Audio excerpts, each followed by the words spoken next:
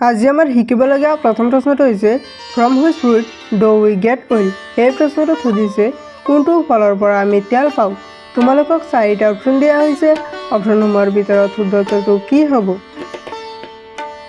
ইয়াৰ ভিতৰত শুদ্ধ উত্তৰটো হ'ব অপশ্যন চি কোকোনাট। নাৰিকল নামৰ ফলৰ পৰা আমি তেল পাওঁ। আমি আহিছোঁ পৰৱৰ্তী প্ৰশ্নটোলৈ। In which state are there dense sandalwood forest. এই প্ৰশ্নটোক সুধিছে কোন ৰাজ্যত ঘন চন্দন বনাঞ্চল আছে।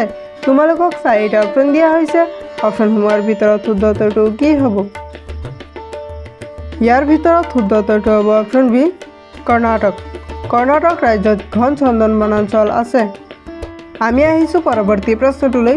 Which is the national festival of India. এই প্ৰশ্নটোত সুধিছে ভাৰতৰ জাতীয় উৎসৱ কোনটো। তোমালোকক চাৰিটা অপশ্যন দিয়া হৈছে। অপশ্যনসমূহৰ ভিতৰত শুদ্ধ উত্তৰটো কি হ'ব? ইয়াৰ ভিতৰত শুদ্ধ উত্তৰটো হ'ব অপশ্যন ডি ইণ্ডিপেণ্ডেন্স ডে। ভাৰতৰ জাতীয় উৎসৱটোৰ নাম হৈছে স্বাধীনতা দিৱস। আমি আহিছোঁ পৰৱৰ্তী প্ৰশ্নটোলৈ। Which bird recognises itself in the mirror. এই প্ৰশ্নটোত সুধিছে কোনটো চৰাইয়ে দাপোনত নিজকে চিনি পায়। তোমালোকক চাৰিটা অপশ্যন দিয়া হৈছে। অপশ্যনসমূহৰ ভিতৰত শুদ্ধ উত্তৰটো কি হ'ব? ইয়াৰ ভিতৰত শুদ্ধ উত্তৰটো হ'ব অপশ্যন চি কোলাম্বিডে। কপৌ চৰাইয়ে দাপোনত নিজকে চিনি পায়। আমি আহিছোঁ পৰৱৰ্তী প্ৰশ্নটোলৈ। Which country has the best food in the world. এই প্ৰশ্নটোত সুধিছে পৃথিৱীৰ ভিতৰত কোনখন দেশত সৰ্বোত্তম খাদ্য আছে। তোমালোকক চাৰিটা অপশ্যন দিয়া হৈছে। অপশ্যনসমূহৰ ভিতৰত শুদ্ধ উত্তৰটো কি হ'ব? ইয়াৰ ভিতৰত শুদ্ধ উত্তৰটো হ'ব অপশ্যন বি ইটালী। পৃথিৱীৰ ভিতৰত ইটালী নামৰ দেশত সৰ্বোত্তম খাদ্য আছে। আমি আহিছোঁ পৰৱৰ্তী প্ৰশ্নটোলৈ। Which part of the body continuous to grow' even after death. এই প্ৰশ্নটোত সুধিছে মৃত্যুৰ পিছতো শৰীৰৰ কোনটো অংগ বৃদ্ধি হৈ থাকে। তোমালোকক চাৰিটা অপশ্যন দিয়া হৈছে। অপশ্যনসমূহৰ ভিতৰত শুদ্ধ উত্তৰটো কি হ'ব? ইয়াৰ ভিতৰত শুদ্ধ উত্তৰটো হ'ব অপশ্যন এ নেইলছ।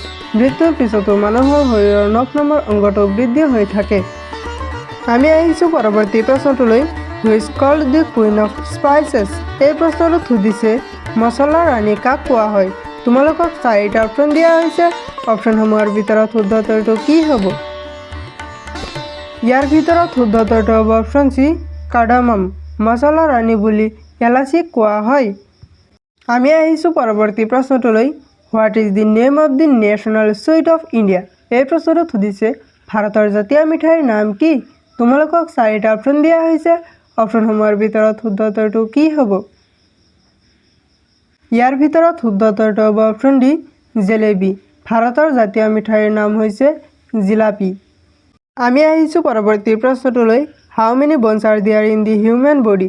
এই প্ৰশ্নটোত সুধিছে মানুহৰ শৰীৰত কিমান হাড় থাকে। তোমালোকক চাৰিটা অপশ্যন দিয়া হৈছে। অপশ্যনসমূহৰ ভিতৰত শুদ্ধ উত্তৰটো কি হ'ব? ইয়াৰ ভিতৰত শুদ্ধ উত্তৰটো হ'ব অপশ্যন এ 206। মানুহৰ শৰীৰত 206টা হাড় থাকে।